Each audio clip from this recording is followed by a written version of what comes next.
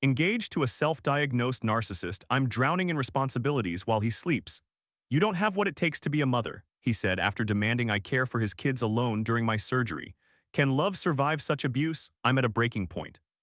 I am 19 years old female and my boyfriend is 27 years old male. This is a very lengthy post. Background: we met online and have been together since approximately 2023. Advice: I am seeking an unbiased opinion on what steps to take and how to approach this situation. I am engaged to an individual who self-diagnoses as a sociopath and a narcissist. I, on the other hand, have been diagnosed, treated, and am currently in remission from borderline personality disorder and complex post-traumatic stress disorder. There were several warning signs that I ignored at the beginning of our relationship, such as his concealing that he has 2 children from 2 previous relationships. He now expects me to take complete responsibility for them. I was instructed to care for the children while he worked for weeks at a time. I thought he would assist me after work, but instead he just slept. I underwent emergency jaw surgery and was unable to care for them due to the pain and the opioid pain medications I was taking. However, he told me to manage because he could not find a babysitter. The last time I desperately asked him to help put the child to bed or at least buy them a toothbrush, he refused, saying he was too tired. For 2 weeks straight, I cared for his child 24 hours a day, 7 days a week, while also attending full-time college, cooking, and cleaning for our other 2 older roommates. I informed him that I could no longer handle it, and I began to experience a panic attack, which can be very severe, requiring me to take sedative medication. I ended up leaving the children with trusted roommates or family friends I have known for 10 years. My boyfriend broke up with me stating, "You don't care about them, you don't get breaks when you are a parent. You lack the capability to be a mother, taking care of 4-year-olds is easy," and so on. Every time we fight, we attempt to communicate, but we do not reach any resolution and he suggests that we should break up. When I leave, it is because we are unable to resolve any issues, and I do not feel safe since he continues to hurt me. I pack my belongings and leave.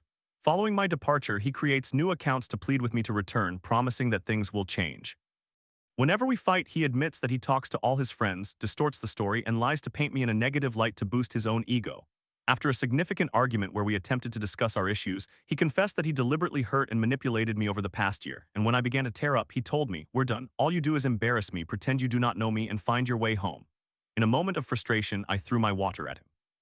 He then informed others that I was abusing him, ignoring the actions that led to my reactive abuse, which was the first time I ever reacted that way in my life. It was a culmination of years of mistreatment on his part. How can society accept years of abuse, yet the moment I choose to defend myself, I face domestic charges? Recently, he was assigned a female coworker about 1 month ago, which was fine until they began to grow closer. I expressed my discomfort regarding them going out for drinks, but he proceeded anyway and lied about it afterward. I told him I would feel uneasy if she visited our home, but he claimed it was my fault for not being there that night and that he felt lonely. They lay in bed together after drinking and smoking marijuana, watching Netflix, while he insisted that there was no sexual interaction. I am unsure if I can trust him now, especially since he has admitted to cheating on every woman he has ever been involved with. I made it clear that it was either me or her. He responded, "She fulfills a need in me that no one else can. Yes, I am attracted to her. If we continue to spend time together, something would happen. Relationships do not last, but friendships do, and I would prefer to be lonely and remain friends with her than deal with you. Since then, I have chosen not to wear my engagement ring." He continues to insist on maintaining a friendship with a female best friend, the one he emotionally cheated on me with. While I was at home preparing dinner, he went on dates to places with her that he would never take me. I have come to realize that he has issues with infidelity, desire, and pornography after going through his phone, which predictably led to an argument with him saying, "How dare you invade my privacy and disrespect my boundaries?" I am honestly appalled by what I discovered, and I feel it shouldn't be openly discussed online.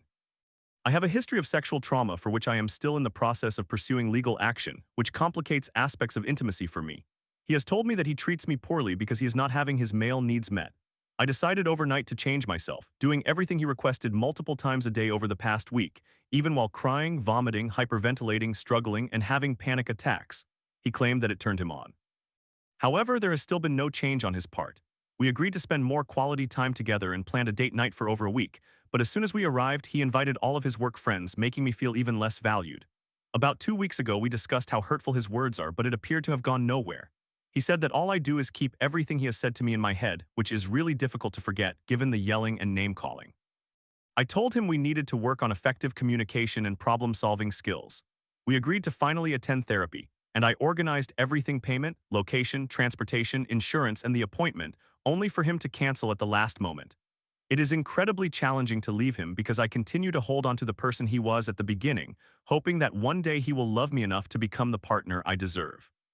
I planned my exit but realized he saved my credit card information, as he is no longer eligible for one due to being $20,000 in debt, which he uses to provide for his children.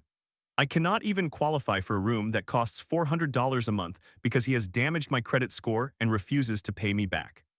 He mentioned that I needed to find a job because we are experiencing financial difficulties, which is understandable, but I will not be able to maintain my grades. I need at least a 90% to qualify for my scholarships and government funding. Otherwise, I will be expelled from nursing school.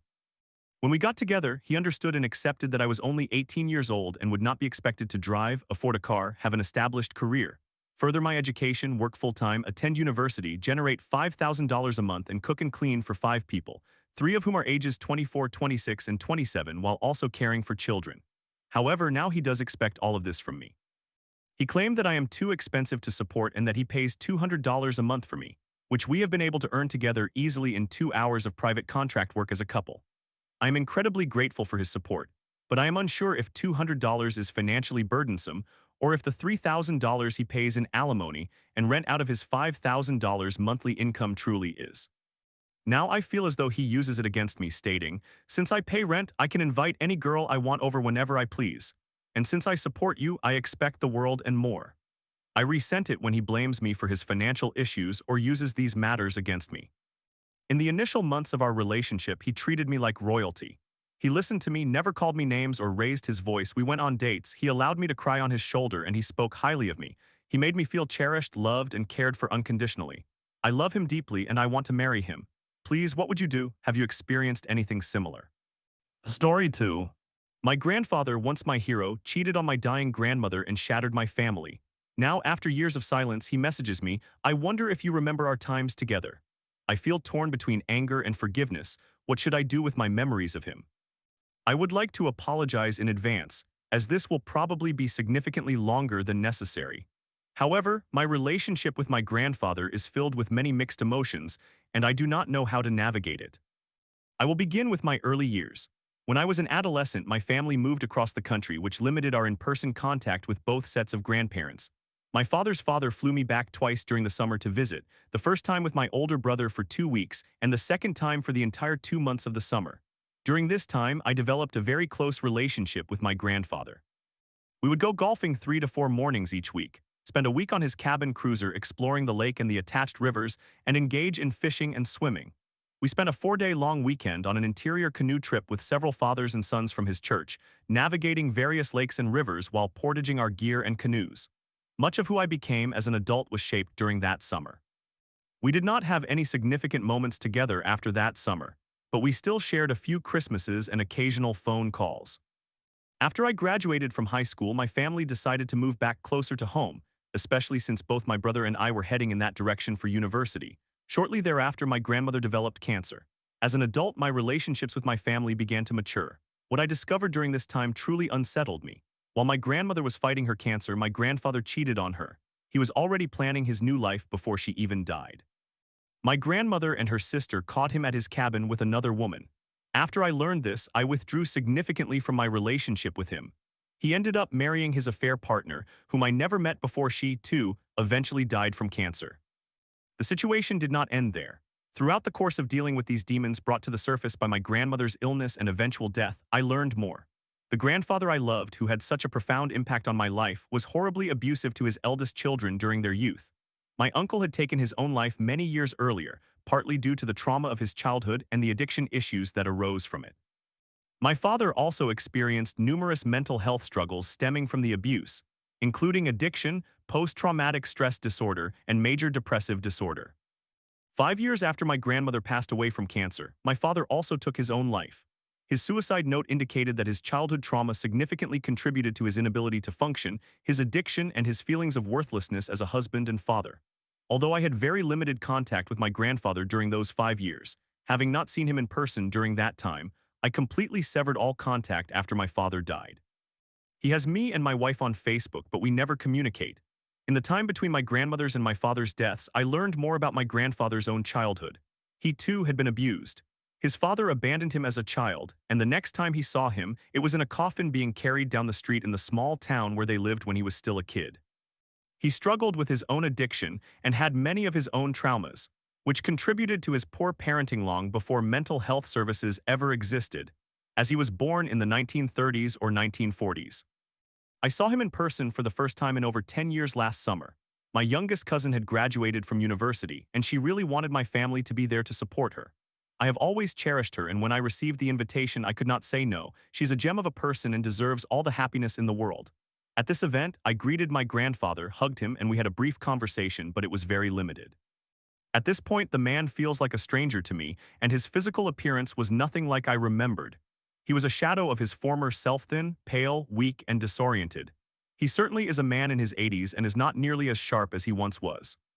Now I find myself at a crossroads.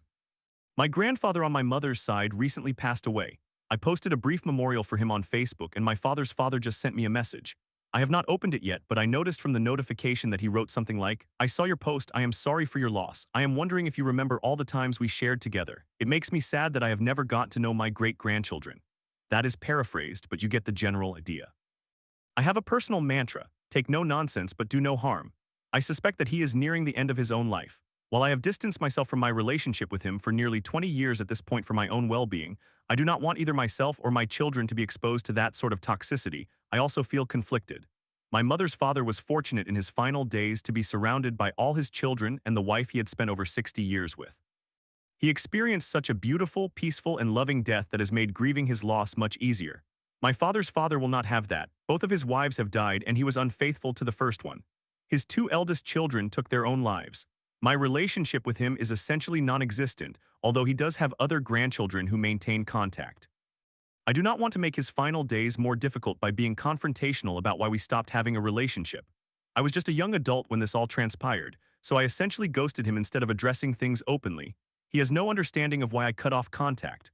Part of me wants to respond to him and give him a positive account of the memorial I would write for him. Maybe that would help provide him with some peace in his final years. Another part of me wants to confront him about everything, but he is already frail and confused, and I fear that would be too much for him to handle. I cannot inflict harm on another person, no matter how despicable their actions were.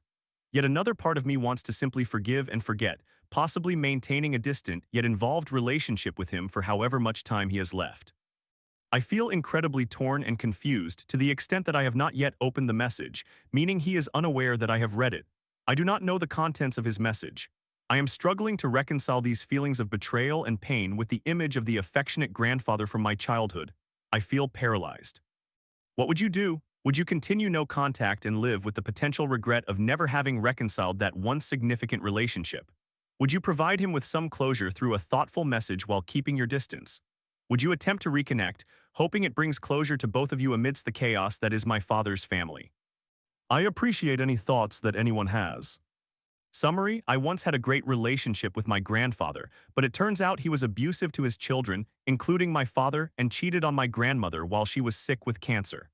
20 years later, is it worth reconnecting as he approaches the end of his life? Story 3. My ex ghosted me after an emotional roller coaster, then I discovered his new girl while I was still in bed crying. He had the nerve to claim I was a distraction. Now, I'm stuck between memories and heartbreak. How do I move on from a love that never truly was? Hello everyone. I am using a throwaway account to share this because I am still struggling to move on, and I believe it could be beneficial to hear some different perspectives.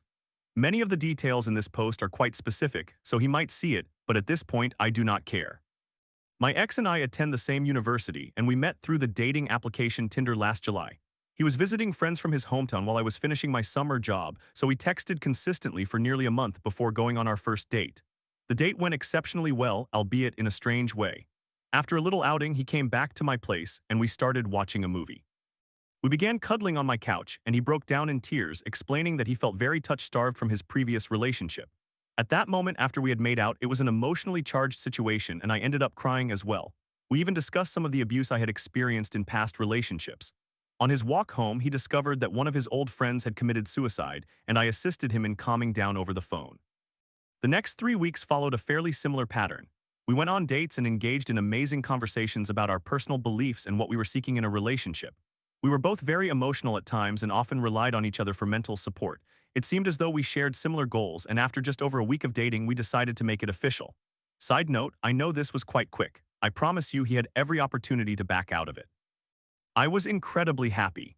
In high school, I experienced two relationships that were abusive in different ways, and he had just ended a 2-year relationship in June, so it felt like we had both endured that suffering only to finally find each other.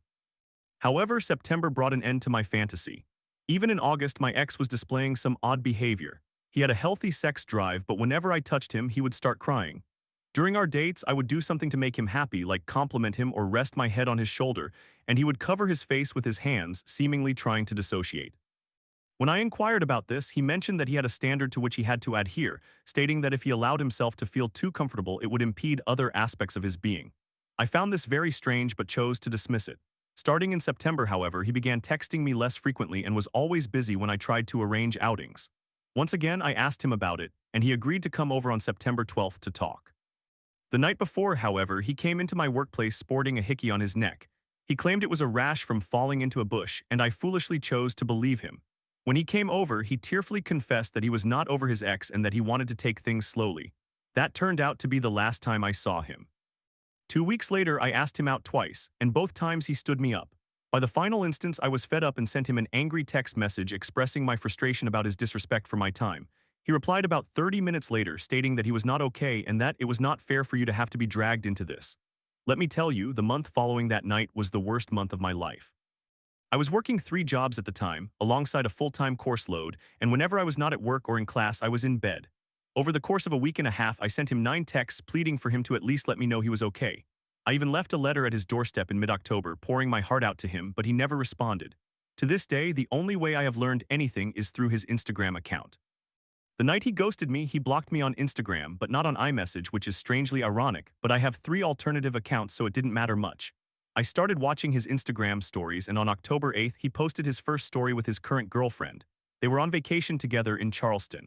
He follows around 500,000 people, so it was not until late November that I discovered who she was when he tagged her. I scrolled through her account and found photos of them from the time we were still dating. There were photos from events he claimed he was attending with friends. I felt as though my world was crashing down. I began to question everything. How long was he dating both of us? Did he ever love me? Was he planning to ghost me to spend more time with her? After learning the truth, I must admit I went a little crazy. After directly messaging the girlfriend and confirming that she was aware of the situation, she claimed they did not start dating until late October. I sent my ex a very cathartic message expressing my feelings. I even reached out to his ex, and she shared numerous details about how he is a pathological liar and how she suspected he may have cheated on her as well. You would think I would have dismissed him as an untrustworthy person and moved on, right? Wrong. I cannot get past those first few weeks. I have never had a man care for me so kindly, and it seemed like we had so much in common. I cannot comprehend why he was not happy when I genuinely felt like I was living a dream. In a way, I still love him. I see pictures of him and recall our first kiss, our meaningful conversations, and the effort he put into planning our dates. I just cannot seem to move on. The feelings come and go, but I am left feeling incredibly sad that he has not spoken to me since that night in September. And before anyone mentions it, yes, I know that I sound crazy. Summary: my ex ghosted me, and I later discovered he had cheated on me 2 months later. I have ample evidence that he is a terrible person, yet I am still struggling to move on. I would appreciate any help.